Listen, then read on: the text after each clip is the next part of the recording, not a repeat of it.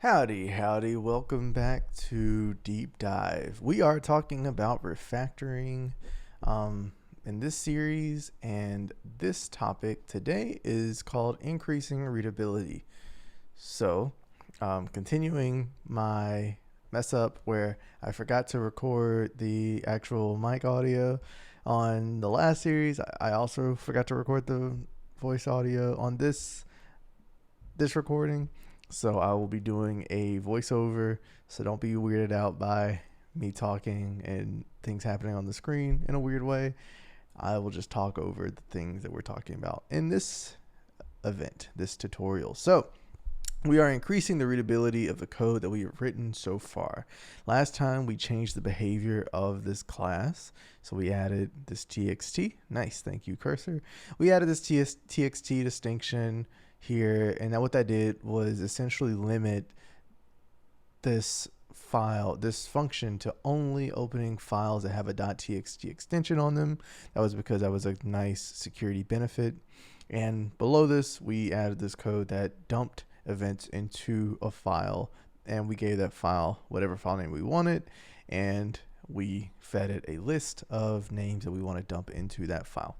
So the next topic is all about increasing readability. So the reason you might want to do something like increasing readability is that it helps when people are flying through your code in the future. So you can imagine that your code might live in some online repository like GitHub or Bitbucket, and someone's just reading through your code and they're trying to figure out like, oh, what does this code do? So they look at this parse events function and they go, okay, like parse events, I know what an event usually kind of tends to be, and just assume that you've been you've been doing this for a while, and so you're like, okay, I know what an event object kind of tends to have these things inside of it, and this, I know that the word parse usually means that it takes some kind of file inside of it and then extracts that out. I can see here that it returns a list of names, so I already have a kind of general idea of what is going into this and what's coming out of this function just from reading the function name. And then you might scan the body of the code just to make sure that it's doing kind of what you might expect. Oh, what kind of requirements is it using? Oh, it looks like it requires this file interface, so I'm going to have to also have a file located at the place that I fed in the param name. So you start to kind of suss out all the dependencies just from reading it, and from there you might gather all the data that you want. Or you may start to look in other locations to kind of further inform your model. So it's really important that when someone's doing that process, and that can be a very expensive process that takes a long time, it's very important that when they do that, they're not constantly distracted by ghost code somewhere, and this function has a weird name, and this function uses different variables or weird variables when it could have used more conventional variables. This function was designed in a weird way. It's doing about 100 different things, and it should just be doing one thing. We try to code in a way that makes our code very easy to just read it. So imagine too, when you're in a repo, you don't necessarily have Visual Studio IDE here to let you F5 to jump to another location and rebuild your project and make sure things are wired up correctly. You don't have that. You might, at best, you kind of are working through a Word document and you're just control Fing to go everywhere. And so, if you had to work in a repo and you only had your Word, you only had Word to use to go through your code, you would want that code to be very nicely laid out. So try to code with that assumption in the back of your head that this person has a very simple, if you use Notepad++, you know that you don't get to jump to places. You only have Control F, and it's a very powerful Control F, but Control F can only do so much. You don't get to find all the references of a function within your code. So here we go. We're diving right into it. The first piece of code we're looking at is this ghost code that was from the very first tutorial that we made. And we removed that ghost code, and that's just a beautiful principle to always keep, is never submit ghost code to the repo. It doesn't matter if you think that it was important. Maybe include it in a commit and send that commit up. You publish that, and then make sure you always delete the comment. You might be thinking, well, I might have wanted to keep it in case I came back to it later. Usually later never comes. And then you leave that ghost code there, and someone's looking at this ghost code in the future that's not you, has no context on it. They start to look at this ghost code, and then it turns out that, oh, this was not useful for anything, and someone gets stuck on it, and maybe they spent a whole day just researching, like, was this ghost code useful for something? And you don't have any unit test coverage on it, so a person has no clue why this ghost code is here and if it's safe to delete it. So always make sure you delete it. If you need it, just submit it in a commit, and then it'll always be kind of present in the code base. And if you want to go back and search for it, you can always do that.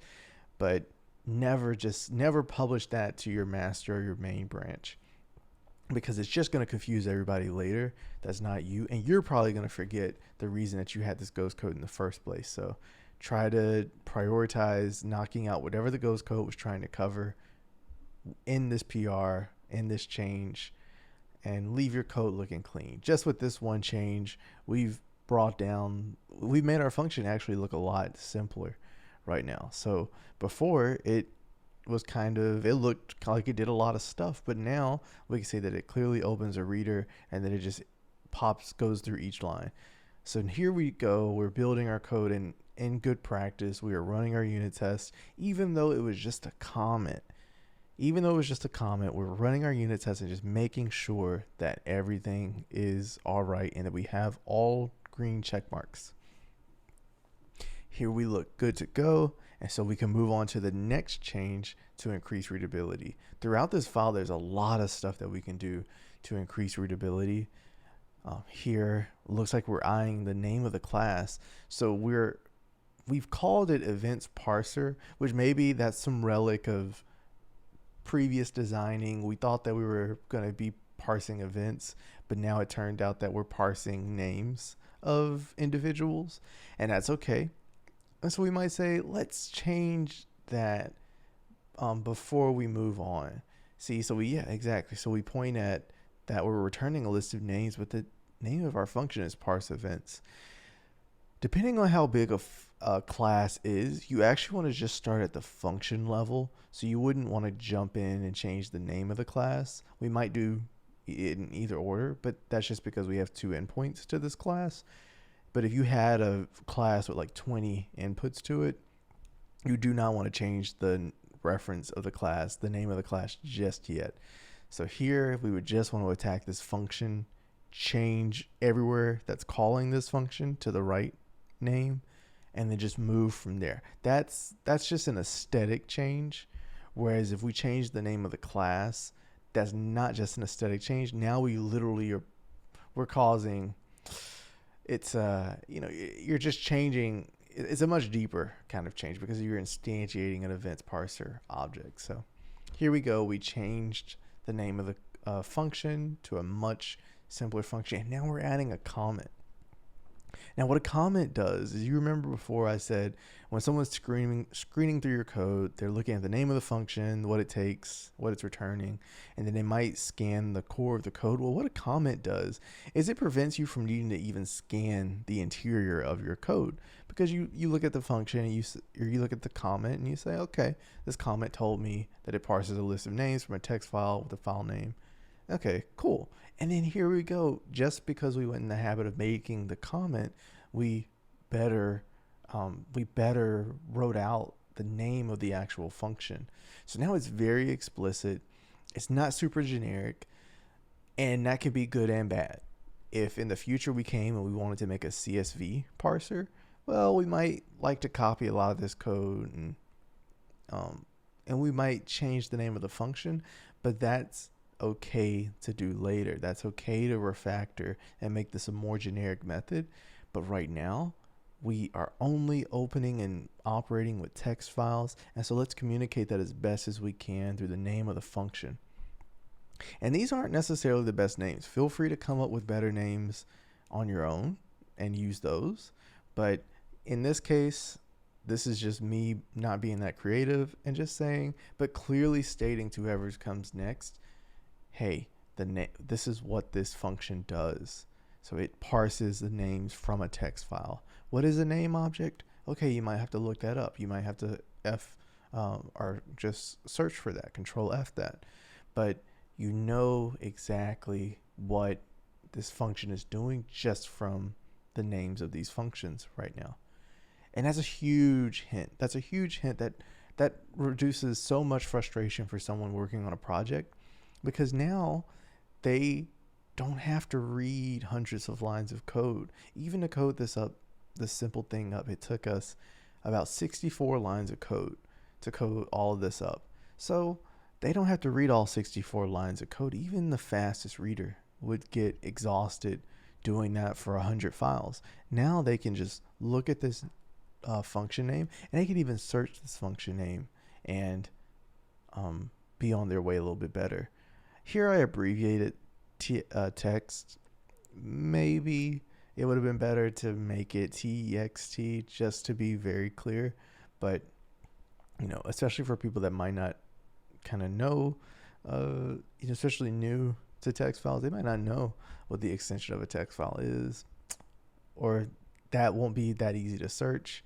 So if someone searches text, then they're not going to find this method. So just one thing to kind of keep in mind. So here we built the project. We tried to run our unit test because we made a change, and so now we tried to run our unit test, and we see the compiler is arrowing out. So this is a technique I love to use. I love to use the compiler to help me when I am doing a refactor, because here is a nice list of 5 errors that I have in my code. One option that someone out there might be thinking is, oh, you could have control F'd all the name of the previous function and just search through the code base like that. Well, the problem with that is I would say that you should do both, honestly, because if you need to control F in the future, because there might be things that are not referenced. But what this tells you is this is everything. This is going to be attached to all your unit tests, any other pieces of code that are calling into it. And so this is always the first step that I would take when you're doing a refactor. So control F can give you too many things to kind of do your initial refactoring. And I say iterate through this. So you get the list of 5 errors and go fix each one, and then build again, run your unit test. And then if you get more build errors or your unit tests start to fail, fix the unit test and then try it again and iterate through that, and then come back later, then control F and try to fix things that way. So in this case, fairly simple, fairly contained class. So all we had to do was just rely on the compiler here. Just double click on it on our error to jump to the spot of the error and the spot of the complaint, and switch it to the right new name for the API or the new name of the function, and we were good to go. So that is one case of increasing the readability. It required a minor refactor. It broke our code, but it didn't require any changing of our unit test. Things were actually pretty good to go. So now, what are we thinking of? Okay, so we might be eyeing the name of the class now. So as I mentioned before, it's better to change all the functions and then change the name of the class. One thing we're doing here is a cleanup. We have a constructor that's totally empty. Doesn't hurt to have that, but it does kind of hurt on a readability sense, because you don't need this constructor here. You already have the default constructor in C#. So why have that here? We can go ahead and get rid of it. And in fact, I believe we might do a change in the future that really gets rid of the need of having that constructor there. So here we change the name of the class to names parser, adding just a little bit more clarity. And what do you think is going to happen when we go to build that? It should cause a lot of breaks. And in this case, it can actually cause this can be a very brutal change, because this could cause hundreds of breaks depending on how many. I mean, you might think like this function, this parse names from text file, might only be called in a couple of places, but depending on how many endpoints are inside of this class, And if you had to instantiate this class to call any of this stuff, well, you might have hundreds of issues. So say that you had 20 different functions inside of this class. You might have to go change everywhere this function is called, depending on how you coded it. So this can be the most expensive refactor, and it's one where you have to be very careful. I did a quick namespace fix there just to make sure that the unit tests were running the right pieces of code.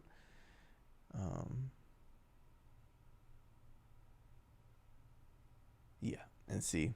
So yeah, I had the wrong namespace, so it wasn't picking up the changes in the code that I was currently coding.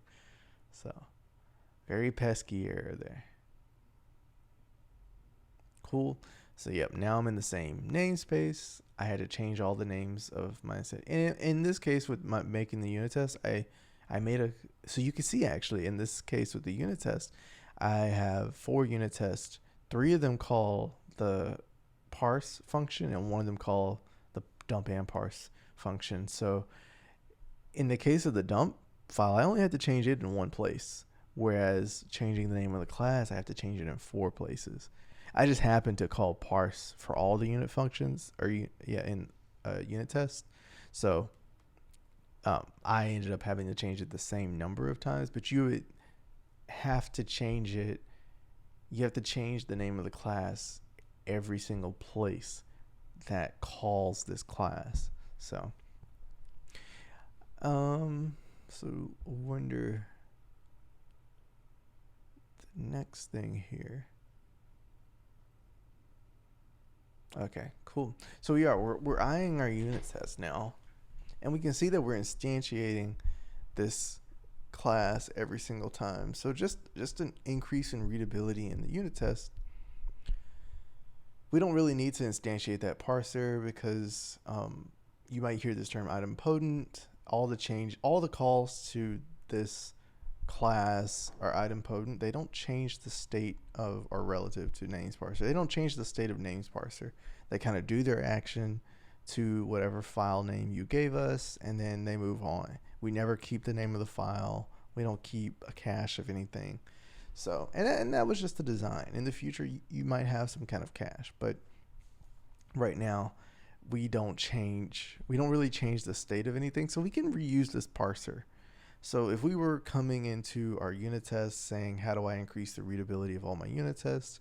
Let's share some of the variables that we have here. So I am starting out, maybe I'm thinking of a global name, and this is a discussion on scope. So parser is to the function scope or each unit test scope, but now we're expanding it to more global scope. With this test library, it does give us the ability to initialize everything every run. I think we'll set that up, but okay, cool. So I've decided the first thing is that we're going to store the location of the test file, because I've said that, I'm using the same test file for most of my unit tests. And this might not be a change that you might personally want to make. You might say, well, I'm going to actually have a different test file per unit test. And that would be totally fine as well.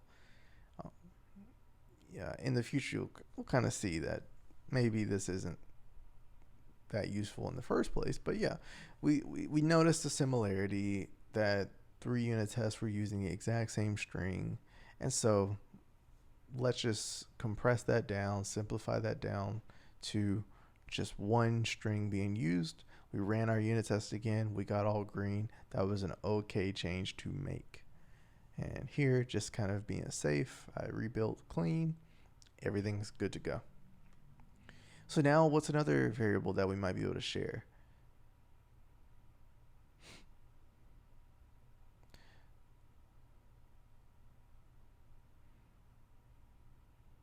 So I believe I'm going to start to say that the parser would be a good one to share here. And you'll notice how I made these variables private and constant. These are just kind of, in the unit test world, they may or may not make a difference. Once again, depends on just how many unit tests you have. But const is just a way to kind of tell people that this will never change. So while it may not really give you a speed benefit, it's a clear way of telling someone this string will never change for the entirety of the program. Sometimes people like to do the name of that variable in all caps. So look out for that. That's kind of a clear way of just telling you, oh, hey, I can, every time I see this name, I know that nothing's ever going to change it. So I'm good to go. And then private just kind of reiterates, hey, this is something that only this class is going to use. So there's more benefits to, and honestly, I think that some of these titles are more beneficial just from a readability standpoint than they are from a functionality standpoint.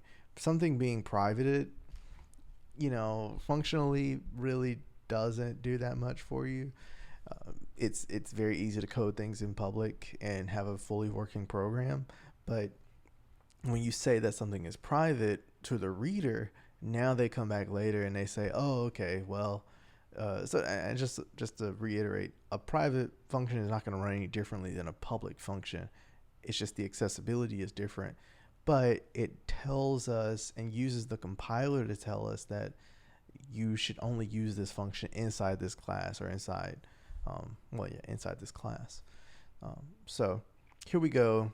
We brought parser and we brought the list of names up to global. List of names shouldn't really be brought to global. We'll probably get rid of that. But we will bring up parser because we're using the parser in all of our tests. Every single of all 4 tests are using a parser. And like I said, every time we call the function, it has no effect on the state of the class, of the object. So it's totally okay to do this. In some cases, it's not okay to do this. And this is actually a good point too. So what I keep highlighting is that I'm making a new parser inside of the initialize function. In this test framework, when I put test initialize, like I have on line 16, when I put test initialize in brackets like that as an attribute, that tells the test framework that, hey, you need to run this line of code every time you run this function in front of every unit test.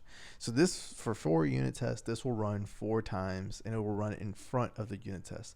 And what this will do in effect is completely reset the parser for this global parser that it's not global, but yeah, it resets this parser that all of them are sharing. So as I was mentioning before, in our case, parser we don't have any, and here we're just kind of deleting all the references to parser because we don't need them anymore because we have a more global parser. But yeah, in our case, parser doesn't really get changed, but you could imagine in the future that you had made a parser that had a cache, and you would not want that cache to affect the run of other unit tests. That would be awful. And you would introduce all kinds of bugs doing something like that. So resetting that parser with the initialize method is something that you absolutely want to do, even when you don't really have classes that change anything inside them. And we'll kind of talk about that, classes that don't change anything inside themselves. So here I'm just adding this indicator in front of all my calls to parser. Doesn't change the effect of the code at all, because when we resolve parser, there is no parser in local scope of the unit test or within this function. So it goes to the one scope higher to the scope of the class and finds that parser as we would expect it. But this is just a readability increase here, because now when someone looks at this, they know that the parser is going to be a field variable, and a field variable is just a variable that resides within a class. So sometimes you might even hear it, you kind of hear it interchanges attributes as well, but it's just a variable that is relative to the class and stored to the class. So when you instantiate this class, you will get this variable, and that can be very helpful, because if you just left it without this, then someone comes back later and says, well, I don't know if this belongs, like maybe your function is 1,000 lines long. I now have to search through that function, and I might not be very good with Control F, and I've got to search through that function to make sure that this function didn't write over this variable. But now I've clearly told you okay, this belongs to the class. Um, so now I think I'm still thinking about names and whether or not I see. And so you can see here, this is actually invalid code because my initialize is now starting to test out code. And we never want the initialize method to test any code. It needs to do very, very simple things. So this is a bad mess up on my part. I believe I'm going to catch it, but we will see if I accidentally start deleting stuff.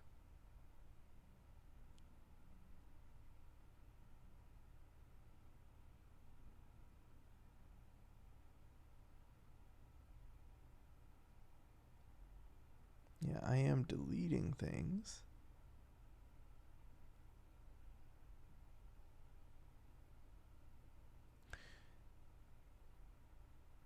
And so one thing too to note is that you can see our unit tests are getting progressively skimpier and skimpier. And I might have already deleted.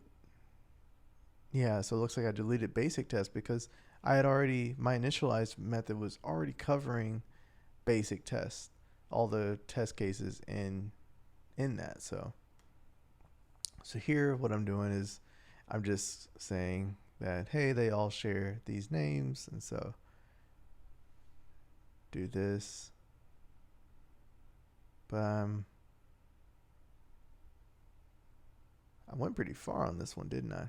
Well, we'll just keep going down this route. But here, I'm using this indicator to let you know that this belongs to the class and not the function. So don't search the function for this variable. And this, of course, is a tactic that you would use to resolve duplicate name variables. What I would tell you is don't have duplicated name variables. Do not declare extracted names in this function. That is very confusing and non-beneficial. Probably not what you're intending anyway. So they do not mean the same thing. And if they do mean the same thing, you need to have better naming and you need to stop doing what you're doing.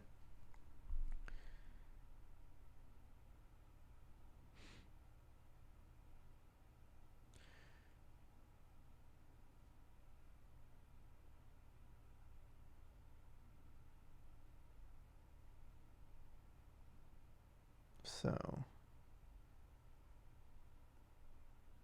okay, cool. Awesome. So I've decided that no, I'm actually not going to move in this direction. And once again, this is a great example of getting a little bit carried away with with uh with refactoring.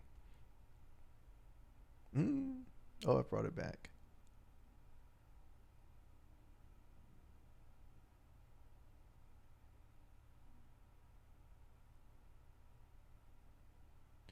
Well, if I do keep it, I will have to make a follow-up video on why not to do that. But but the reasoning behind it was just that this was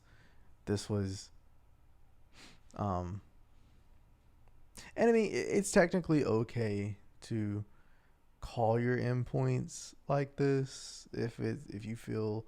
But the problem is that like, if your parse names fails for some reason, now you're debugging your initialize method, which is a little more confusing than your unit test. Then yeah, just like a simple unit test that would have had a clear name that told you exactly what it was testing and what it failed on. So, but anyway, so we've made this unit test. We're gonna move on with this mistake, um, and now we kind of see that this count is correct test is looking a little more useless. And there's some ways that we can even make our unit test a bit better, right?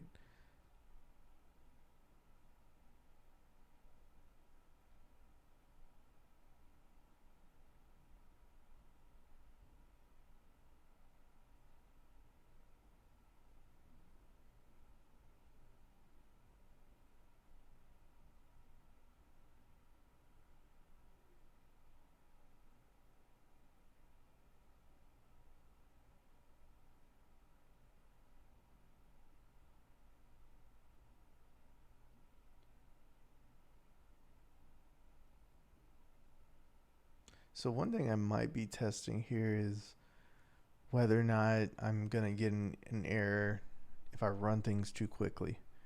And this can be a very tricky error to figure out, is if like your cache, if there's something still stuck in the cache or like from a previous run, or if sometimes when you run a unit test, especially when you're doing timings on things, sometimes the unit test doesn't, um, it runs really fast on your computer, but it's really slow on another computer.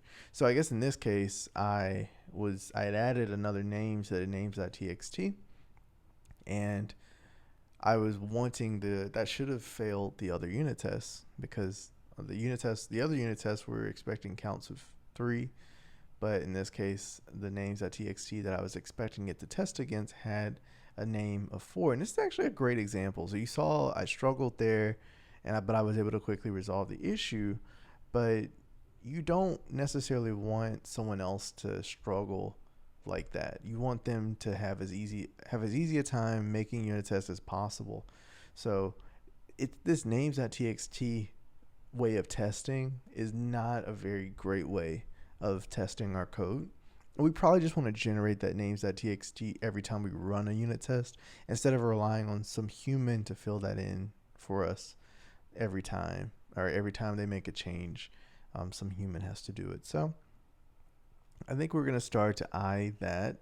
We kind of, here we, in nice code, we have it all laid out. We have exactly what we expect to see in that file that we're testing. And so it would be nicer to just be able to stay in the world of code instead of always having to jump over to a .txt file, type that up, and hope that we don't add a new line, or hope that the compiler takes it over correctly and all that stuff. We can avoid all that if we just use internal APIs to do all of our testing. So here we start to either creating dump file test, and it's a perfect example of, well, we can use nice C# code and just do the full loop within our code itself. So here it is. When you think about it that way, we've already tested our code, we've fully tested our code with just this function.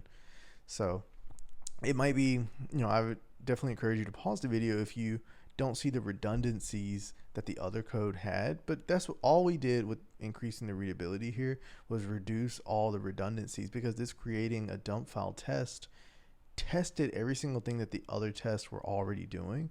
And then it reduced the failure points that we had before, because before we were relying on this names.txt, and as you saw, if I updated it, sometimes, I didn't have it named, I didn't have the file name named correctly, it didn't transfer over. You're kind of stuck debugging just nonsense issues. Whereas if we can just stay within our C# land, then we can control a lot more of those variables, and we can generate things on the fly and make sure things conform to exactly the format that we want. We're not susceptible to human typing in that names.txt error and it works on their machine, but it doesn't work on mine. You could think about even an issue that we might have run into is if a human had typed that names.txt out on a Mac, and then I try to run my test on Windows, the new line character might not have an issue, but tabs would have an issue. So all of a sudden, all your Windows people that are coding on Windows are having all these issues, but you never had any issues because you were coding it out on Mac, or you were coding it out on Linux. So here we get to do a great, one of the best feelings when you refactor something is just deleting a file completely. And there we go. We got to delete that file completely. We now no longer have a location of a test file. So that's pretty crazy. We get to delete that variable completely. And that had this call to extracted names that was relying on that location of that file. So we get to delete that call as well. Like I say, that call never should have been in that function in the first place, but we'll kind of glaze over that. And just remember, try not to test your code in the initialize function. But here we go. Our unit tests. Look at that. It all fits within one view of our IDE. Like we can see all of the code of the entire unit test. And so someone comes in later and they see, oh, this is the unit test pass for this entire class, and they can quickly read through it, understand how to use the API, and understand that it's a very limited set of ways that you can use the API. Here we're even taking the time to increase the readability or change the name to be something just a little bit clearer for someone to come later and understand. Because once again, a unit test, what's so great about them is that they give you a hint at how to use the class to do what you want. So I think about them as manuals. They just tell you how to operate your classes. So if a unit test is very simple, then people are going to get the impression that it's very simple and easy to use your class. And you always want to give that impression. If your unit test is very convoluted and you've got 20 different declarations of variables and you don't have any factory methods, and if it's very convoluted, then nobody's going to want to use your class, and most people are going to start to think about using things themselves. So this is very simple, very nice, easy to see, easy to use it, and you can move from there. Okay. How much longer?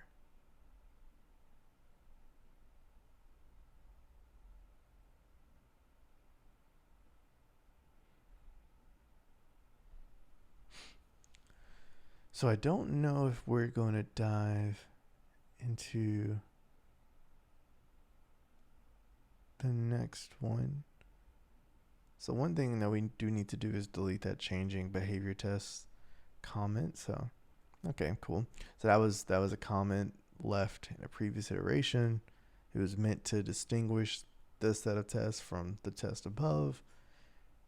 But that's not the kind of comment that you'd ever want to submit in a PR anyway. So that's definitely one you want to get rid of.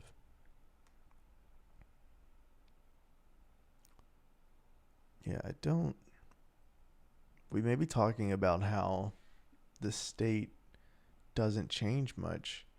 So why are we declaring the parser every single time? Yeah, because and this is overkill too. If I did come into a class and I saw this, I would say that there's overkill. It's kind of that's kind of the trade-off with refactoring, is that so you have this initialize method and you only have one unit test, so you really don't need an initialize method if you only have a single unit test for a class. But that can be kind of an indicator that, oh, this class has been refactored in the past.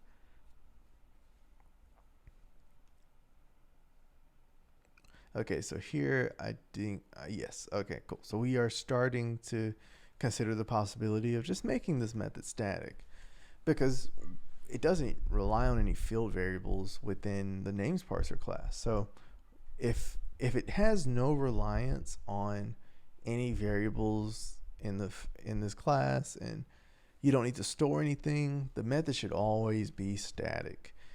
If all the stuff that it does is self-contained within its functions, within the walls of its functions, it should be static all the time.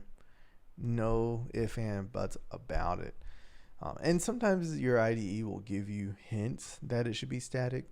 One thing I would say is try not to code up static methods. Try it, like when you're coding inside of a class, there's probably a reason that you're in that class. Like you should probably be using some field variables. Otherwise, you need to be thinking you should try to have a static state of mind when you're building a static function or method.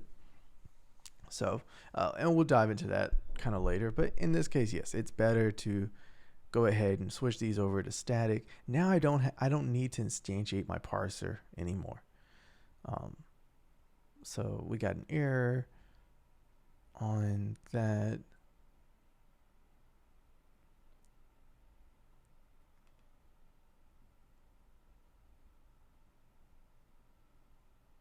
And sometimes when you do these code changes, you just have to rebuild everything. especially something like a static switch.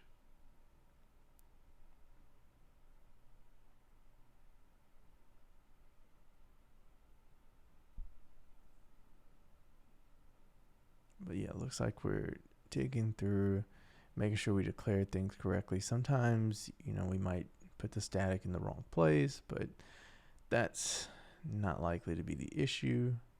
Yep, quickly gain reference to some other method that we know is static, which is the just running the main method. Here we're just kind of spitballing, not likely to produce any results that we actually want.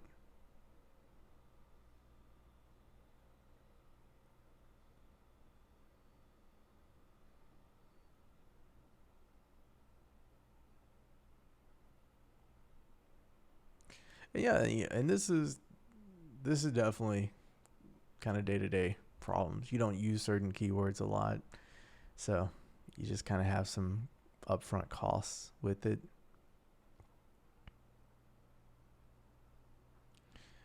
I can tell you the way I have it coded, it looks right. I would start to check my namespaces after this if build didn't fix it.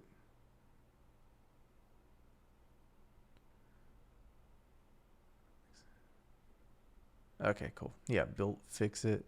That's one of the most annoying errors. Is it can make you start doubting yourself deeply. Like, do I know how to code?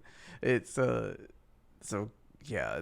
And the issue is for people that don't know, like your DLL or your exe, they all get built out, but this probably got built into um, this project. Well, it was a console app.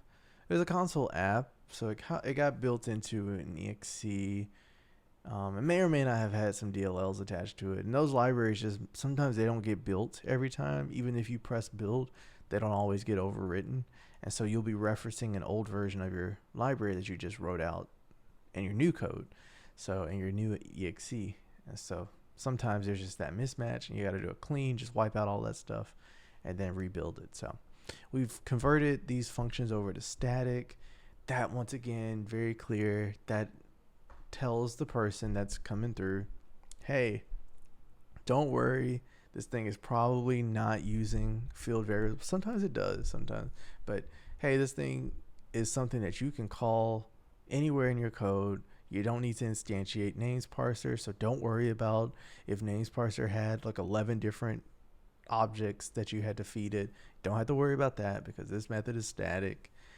It just honestly, I love seeing static methods from a coding perspective because it just means that my job is pretty easy. All I've got to do is call the name of the class dot name of the function and give it whatever parameters I need.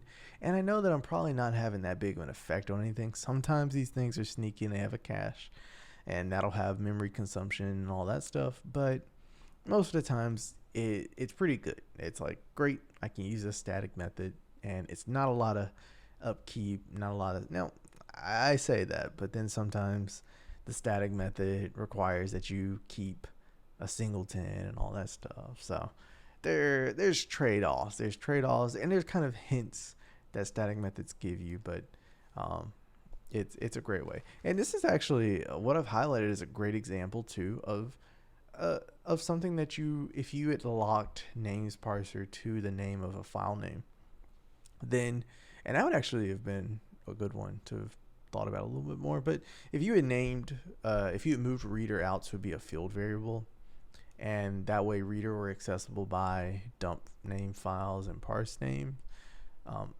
if you had done something like that, then you would no longer want to have this as a static method because it's relying on the reader, which is a part of the names parser class. And so everything would have to be, and maybe you wanted to pass in that reader object. So, there really wouldn't be a good reason to pass in that reader unless you just really wanted it to be something that was had a really strong dependency injection. But in this case, I definitely think this is the easiest thing to do, and I would go along this route. So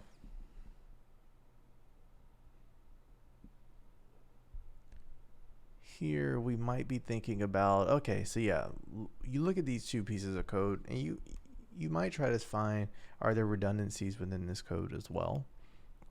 So, and by the way, before we move on from static, we now no longer have to instantiate this class, and so you would get to get rid of all the instantiations of names parser in the future, which actually kind of gives you some memory benefits and simplifies your code once more quite a bit. So now what we're looking at is, can we reduce some of the action, the repeat action that we're doing? And this is getting into the world of over optimization. I'm not going to lie, but you might start to think about, are there methods that I can use elsewhere?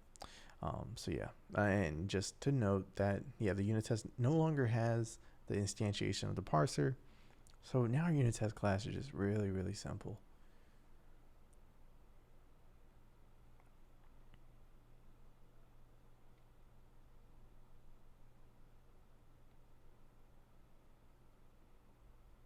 And I mean, it can be a little bit intimidating to kind of see your file reduced down to this.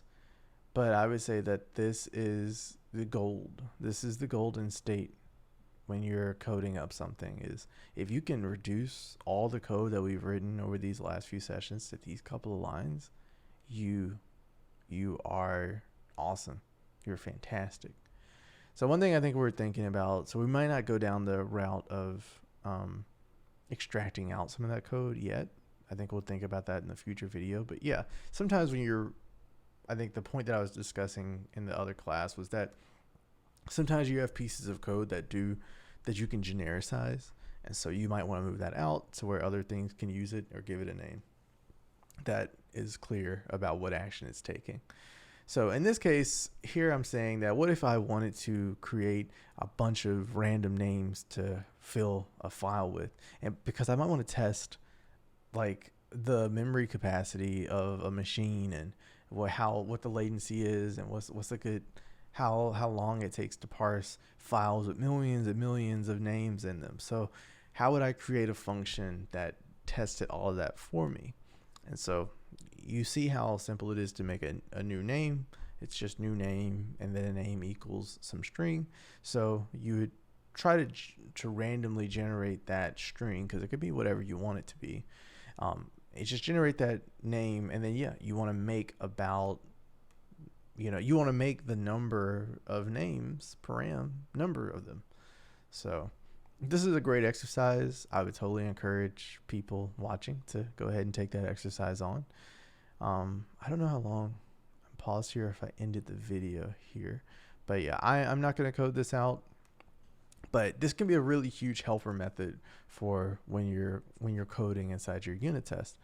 I made it public, but it would be best to always make helper methods private, because it just tells people that, hey, this isn't even a unit test. This isn't a unit test that I forgot to put test method on.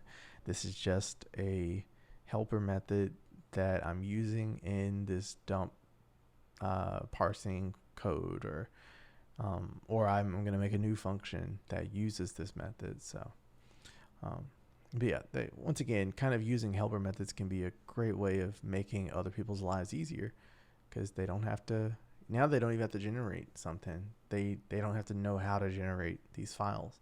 So you in essence build them a factory. And when you build people's factories, they're very nice. They're very happy that you built them. So here, I might be thinking about pulling this code out. I can't remember if I did that in this video.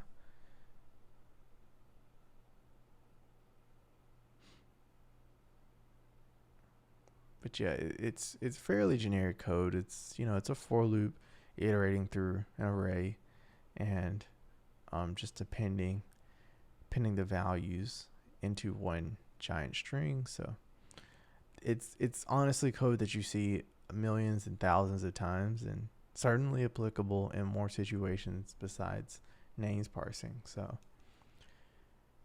it is a candidate for pulling out. Once again, touches into over optimization, but with this experiment, I do kind of I show it so that in the future, if you come across something that you're like, oh, this really needs to be like, there's a piece of code 100 miles away or like in a completely different class that could use this, you at least have this option. You know what you could do. So I might be explaining the prompt a bit more.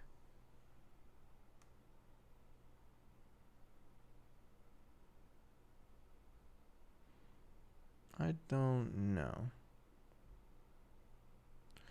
Yeah, I honestly don't know. I might be pausing for dramatic effect. Yeah, I honestly can't remember if I did that. If I pulled out that code, I probably didn't, because making something faster. Yeah, I don't know if I covered it in making it faster, but yeah. Okay, I might think I'm recapping, but yeah, we can see that we really did simplify this function quite a bit, or this whole class quite a bit. We have comments now. It looks so clean. Our unit test is really simple. Of course, in the future, we would, if I submit this code, I would delete that create example names function that didn't have anything in it. But yeah, I mean, this is where we came from. I mean, isn't this crazy? Like, we've deleted those names. The basic test went away. Count as correct is away. Exact match test is gone. And the only thing left was creating a dump file, which we renamed to being a better name than that, because that was not an accurate name. Creating a dump file, we were doing more than that. We were creating it and then extracting. So we changed that name.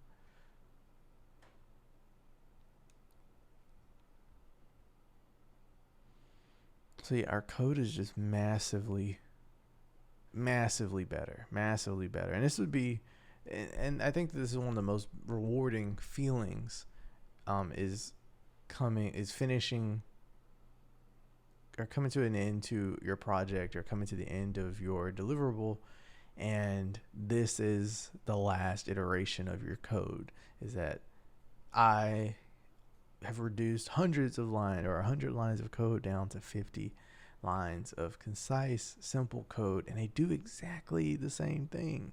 It does exactly the same thing as your first iteration did on it, and it's bug free. It's well tested. I mean, that's a really good feeling. You don't need, with the unit test, you don't need to go over a piece of code 100 times to make sure that it works. You just need to make sure that you're testing all your cases as best you can. And especially make sure that you're testing the realistic use cases. Sometimes we can get bogged down by testing every single variation of a string that could like go into this name struct, when that's not really useful to anybody, and that's not very helpful to people. So we knew that some type of name is going to come into this. Maybe in the future you'd want to test apostrophes, but you'd want to test on a corpus of names, but you wouldn't necessarily need to test it on the % and the backslash and all these other things, because you wouldn't expect those to come into your database, and you might expect some kind of sanitization to happen to the names before they reach you. So all becomes a design decision of what type of name is allowed to go into this file, and you get to choose that, and if someone violates that rule, they can suffer the consequences of it. But you get to make these decisions, and it's just important that you make sure you test all the decisions that you made. And if someone operates on this code outside of it, then that's kind of on them. If they take away the file in the middle of you reading it, then that's kind of on them. If they delete the file after you've opened it and then you're in the process of parsing it, that's a little bit on their problem. So unit tests are meant to test against all of that, all those use cases. They're meant to test the functionality of your code. And so that's why with readability, we always want to make sure that it's to the point. Our code is very clear to understand, And I mean, as you saw, me looking over my code for the second time, I still can spot more places where I could have increased readability, or places where I might have disagreed with myself earlier, because, or I might have disagreed with the path that I took to get to it, but I still might agree with the end result. So it's a great example of how the process of coding out something can be, it can be, I don't know, it can be surprising, and it's not necessarily a deterministic process. It's not a science all the way, but you can kind of tell the end result. You can tell if you've reached the proper end result. And with readability, for instance, you can just tell that I can clearly understand what this code is doing when I look at it from a glance.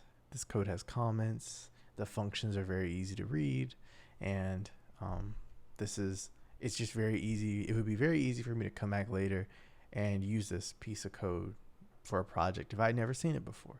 So you will work on projects where people don't agree with some of these rules, and they don't think that it's worth investing and taking the time to refactor in this way. But this has kind of proven to be invaluable to me, and there's a lot of people that do code in this way, and they leave their companies, and you're able to come right back after them and use their code without skipping a beat. So I would highly encourage you to spend some time thinking about how you can increase the readability of the code that you're writing today, and consider it one more tool in your arsenal towards refactoring to make optimal and great code. So that is all for today. Thank you for sticking around for that. That was a really long one, but I look forward to talking to you about some other stuff. For my other videos, I successfully kept the mic on for the other videos, so you should not hear any commentary from me on those. But yeah, thank you a lot for tagging along on this journey, and we'll be continuing with refactoring in the next few videos. Thank you, and catch you later.